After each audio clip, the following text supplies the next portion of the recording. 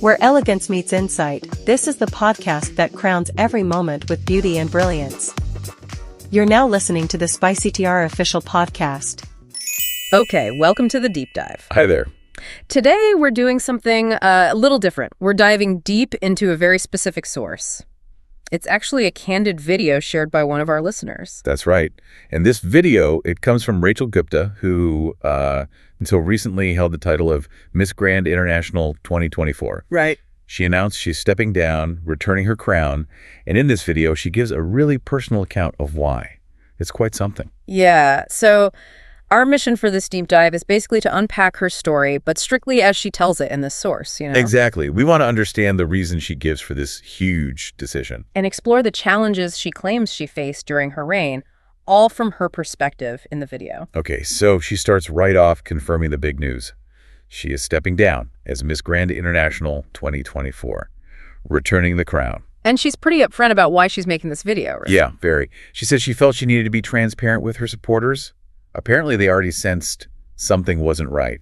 That's her words. Makes sense. And beyond that, a big motivation, she says, was to warn other young women, those who dream of competing in pageantry, about her specific experience with this particular organization. Okay, a warning. And she describes her time, well, how does she put it? In really strong terms. Yeah. She calls the last few months the worst few months of my life. Said she felt at rock bottom, completely depressed and alone. Wow. Even said she wouldn't wish it on her worst enemy. That's intense. And she connects this feeling to specific things. Oh, absolutely. Yeah. She links this emotional state directly to what she alleges was constant harassment, mental torture, mistreatment. And she used the phrase systemic level. Systemic level. That suggests it wasn't just like one bad day or one difficult person. Exactly. That's the implication. Yeah. It was ingrained, according to her account. Uh-huh. And she does highlight how much courage it took to do this. I mean, giving up a crown you worked so hard for, and then speaking out so openly about really difficult personal stuff. Yeah, definitely takes guts. So she's painting this picture of a really, really tough environment. What does she say were some of the specific issues? You mentioned systemic. What about, like, the competition itself? Finances? Okay, yeah, she gets into specifics there. One of the most striking claims she makes is about the voting. Oh. She alleges she found out that countries were paying for votes. Paying, like actual money for votes. That's what she claims. And that the organization, MGI, happily accepts them, calling them either votes or maybe donations. Wow. That seems like it would completely undermine any kind of public vote, wouldn't it? Well, that's the implication she's making, yeah. And she talks about her own experience, too. Said she couldn't afford to pay for votes. Right. And she even claims she was asked in interviews why she didn't have votes, which, she felt highlighted this expectation or put her at a disadvantage. So despite not paying, she still won. How does she explain that? She believes, and states this clearly, that she won solely because of genuine public support, especially from India and Thailand, both on social media and, in person. Okay, pure support. That's her belief. She also points to something else potentially indicative of problems with the number of national directors leaving. Oh, interesting. Turnover. Yeah. She says she observed a large number of them either lost their licenses or just gave them up. And why does she think that happened? She attributes it, from her perspective, to how difficult she claims it is to work with MGI, alleging their main focus is just, only care about money, is how she puts it. Okay, so claims about the competition's financial workings. And then what about her own money situation after she won? Right, so the contract, she explains, promised the prize money would be paid in full, but only at the end of her reign. Oh, okay, end of the year. Before that, just a small monthly stipend. Which sounds, maybe standard. Did she get that stipend, though? That's the key point. According to her, no. She claims she only got it for the very first month, which was November. Just November. And then, quote, never saw another penny after that. Hold on. So she's the reigning Miss Grand International, traveling, representing them. And she's saying she wasn't getting paid her agreed stipend? That is exactly her claim, yes. How did she manage then for basic things? She states she had to rely on her parents for money, for, everyday expenses like food, even when she was living in Thailand, supposedly under the organization's care. Wow. Okay. So financial stress on top of everything. What about the living situation itself? You mentioned conditions earlier. Yeah, she really goes into detail here. Says immediately after winning, they moved her into a cramped hotel room. Cramped. So small, she says, she couldn't even open her suitcases properly. And she lived there for more than a month. That doesn't exactly scream international queen lifestyle, does it? Not really. Yeah. And according to her, it didn't get much better after that. She claims they then moved her to a dilapidated house. Dilapidated. Okay. And it was located way on the outside of the city, like an hour to an hour and a half drive from the city center and the MGI office. An hour and a half away. How is she getting around? For events or just life? Well, that's another part of her complaint. She claims she had no car, no transport provided at all. Fun. Says she was basically stuck in the house unless they needed her for a specific event. Okay, stuck in a rundown house, an hour plus from anywhere, no car. What about food? Do they provide meals? This is another really significant claim she makes. She alleges MGI did not provide me any food at all. None, Yeah. seriously. Not even like a food allowance or basic groceries. According to her account, no. She claims she asked for food or even just simple things like, stocking the fridge with some fruit. Yeah. Ignored, she says. Claims her mother even tried to ask for this, also ignored. So how does she eat? What does she do? She said she had to order food every day grab like their version of Uber Eats or DoorDash. Okay, delivery. But because the house was so far out, she claims deliveries often took 2 hours to arrive. 2 hours for food. Yeah, which made it really hard to eat healthy or even just consistently. She mentions drivers would sometimes just cancel the order because it was too far. That sounds incredibly isolating and just fundamentally difficult. Day in, day out. It really does. And it wasn't just food. She also claims she didn't have access to a gym or any workout facilities. Right. So she had to basically beg just for a yoga mat. Eventually, she says a staff member gave her one from their own personal stuff. Beg for a yoga mat. That's her claim. And communication, too. She claims they didn't give her a Thai phone number. Had to buy her own phone and SIM card just to talk to her family and friends. This theme of isolation just keeps coming up in her story. Absolutely. She claims, and this is quite stark, there were days at a time when nobody would message me from their team. Days. Alone in that house. Left alone for days, she says, with nothing to do. Even when she was physically in Thailand for over a month, she claims she only had a few events scheduled during that time. And meanwhile, the whole world expects her to be posting online, looking happy and busy. Exactly. She talks about that exact pressure. The difficulty of living this reality while having to project a completely different image. Because, as she puts it, you have to make it look that way when the whole world is watching you. That contrast is, significant. Definitely. Okay, so beyond the difficult living conditions and what sounds like a real lack of basic support, she also mentioned something about safety. Her property. Yes, there's a specific incident she recounts involving money going missing. Oh. She says she left some cash, about $1,700 in her suitcase in that house while she traveled to another province for work. Okay. Left cash in her suitcase. And when she got back? She claims she returned to find $1,000 of it was gone. $1,000 missing. Yeah. And she describes her money pouch looking messy, moved from where she'd left it. So she reported this, presumably. What did the organization say? She claims she reported it to a representative. Initially, she says they told her they were investigating it. But later, she alleges that they came back and basically said they couldn't prove she ever had the money in the first place. Yeah. So they couldn't do anything about it. Couldn't prove it. So, yeah. Tough luck. What about the leadership, Teresa or Nawat? Well, she says when she brought the issue up directly with Teresa, one of the MGI leaders, Teresa allegedly, quote, starts attacking me and blaming me for it. Attacking her for reporting missing money. That's her claim. Yeah. Says Teresa told her she should have locked her suitcase, and anyway, she couldn't prove it to the police, so. Wow. That's quite a reaction from the organization's leadership when their reigning queen reports theft from a residence they provided. It is. And Rachel's takeaway from this, as she tells it, was that MGI just didn't take responsibility for her safety or her belongings. Especially given the circumstances. She's their queen, living on what she saw as company property. Yeah, that seems like a reasonable expectation, doesn't it? Some level of security or responsibility. So based on that incident and other things, it really sounds like her interactions with the leadership, Nawat and Teresa, were, well, not good. That's definitely the impression she gives. Yeah. She describes this huge gap between their public persona together and what was actually happening privately. Well said. She claims she'd really only meet them on the red carpet. Just for show. Pretty much, to, smile and pretend like everything is okay, maintaining what she calls a false narrative that they were all this happy family. So behind the scenes, there wasn't much communication or support. Not according to her, no. She puts it very bluntly. They don't know if I'm frankly alive or dead until we meet on the red carpet and smile for the cameras together. Goodness. She says she realized she just couldn't rely on them for any real support, even with serious stuff like the missing money. Yeah. And she shares another story, too, one that seems to have really bothered her, about how they allegedly spoke about a former queen. What was that? She claims she was at a dinner and overheard Teresa talking about a past queen, allegedly saying this queen had lied about being sexually harassed, calling her a liar. Whoa.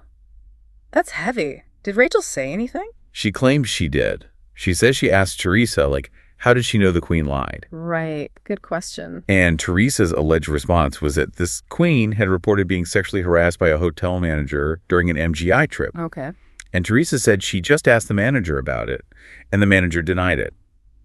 So, case closed, apparently. So, based on that account, the organization just took the alleged harasser's word for it over their own queens. That's exactly how Rachel interpreted it, yes. She felt it showed they just didn't believe or support their queens and were willing to trash talk them years later. That's incredibly disturbing if true. What about direct treatment of her? Any claims of threats or manipulation? Oh, yes. She claims she was actually threatened with dethronement, like taking the crown away. Owen. Less than 2 months into her reign, she says. Less than 2 months in, and they're threatening to take the crown. Why? She doesn't detail the specific trigger for that first threat, but she claims it then became a constant tool.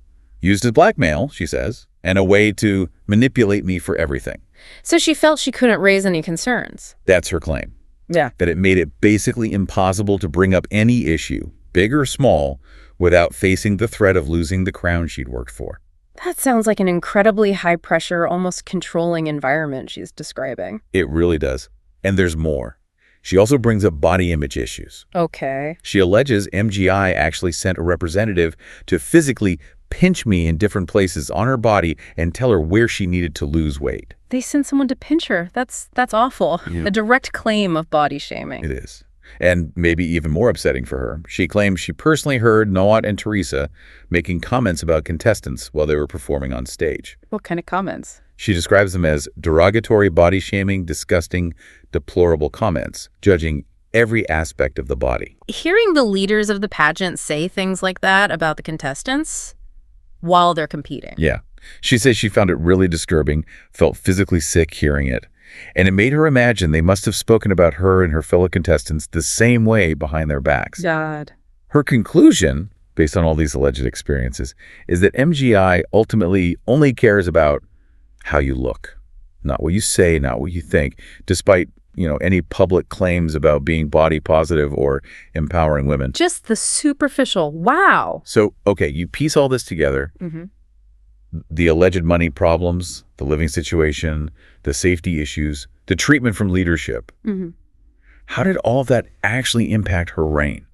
Her ability to do the job of Miss Grand International? Yeah, it seems like it must have had a huge impact, and she says it did. It significantly hindered her, apparently. She explains this really complicated situation involving her national director back in India. Okay, what happened there? So she competed under an organization called Glamorous, had a contract with them. They were her official Indian National Director org. But then, she claims, Glamorous had some kind of falling out with the main MGI organization after she'd already won the international title.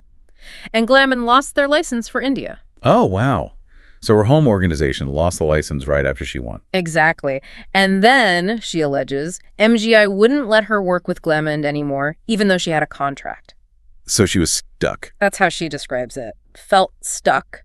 Couldn't really work properly in India because MGI blocked her from working with Glamorous. But the new organization that got the license apparently didn't provide adequate support either. So basically no support system in her home country from either side. That's the picture she paints, yeah. She gives examples like her homecoming event in Delhi. What happened? She was planning it with the new organization, but claims nothing actually happened, nothing got organized until the very last minute. Really? She alleges the new org hadn't even gotten permission from the airport authorities for her arrival event until her father had to step in and use his personal contacts to get the permission literally as her plane was landing. Her dad had to sort out airport permission for the Miss Grand International Homecoming. According to her account, yes.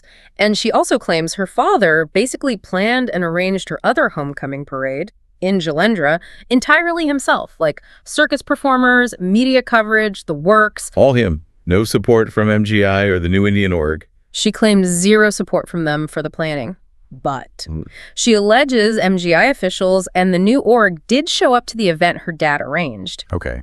Attended, took photos, apparently slapped their own watermarks on them, took credit for the event online, and then, she claims, they left in the middle of my press conference. Oh, come on. Seriously. Took the credit and then just left. That's her allegation. It sounds like she felt utterly unsupported, even undermined in her own country by the very organizations supposed to be managing her career. Yeah, undermined feels like the right word there. Totally. And she makes this really strong claim that because of all this conflict and because of the alleged constant threats from MGI, the "we'll take your crown away" threats, she had to let go of so many opportunities, big interviews, other potential work in India, just had to turn them down. So if people watching thought she seemed inactive or maybe even jobless, as some might say.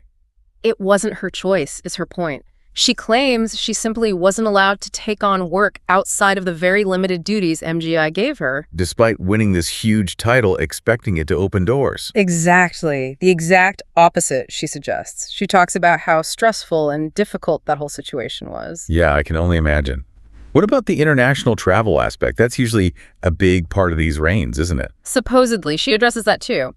Claims she was promised travel to more than 20 countries. 20. And how many did she actually visit in her 7 months? One. Just one. Which one? The Czech Republic. That was it in 7 months. And does she address why? Because sometimes there are claims about visa issues or passports. She tackles that head on. She specifically refutes a public claim apparently made by Nawat that her passport was the problem. Oh. She states very clearly she has extensive visas already, US, UK, Canada, Schengen area, and that she applied promptly for anything else they asked for. So it wasn't visas, in her view? No.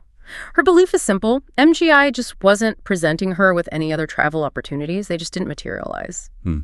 Did she have a decent experience on that one trip she did take to the Czech Republic? She actually says she did initially. Yeah. Recalls the Czech national team being lovely people, a positive experience with them. Okay, good. But she then claims that the day after the Czech event, she heard Teresa yelling at the Czech national director. Yelling about what? Allegedly criticizing the director's show and her choice of winner. Apparently yelling until the director was crying. Oh my God. So even the one positive travel experience was kind of soured by observing that alleged behavior from MGI leadership towards a national director? Seems that way based on her account. Yeah. So, okay. You laid all this out, the money issues, the living conditions, the alleged lack of support, the treatment, the way it impacted her actual reign. Yeah. It feels like the decision to leave must have been, well, an accumulation. That's exactly how she frames it. Yeah, a culmination of everything. She says the final straw, though, came after she directly told MGI about the issues she was facing. She confronted them. She says she laid it out and asked them to resolve the problems, stating clearly that if things didn't change, she wouldn't be able to go to Guatemala for an upcoming event. Okay. Putting her foot down. And how did they respond to her trying to address the problems? According to her, not well. She claims she received aggressive threats in response. Threats? Like what? Things like being told to go to the police or that MGI would be filing a case against you. Wow.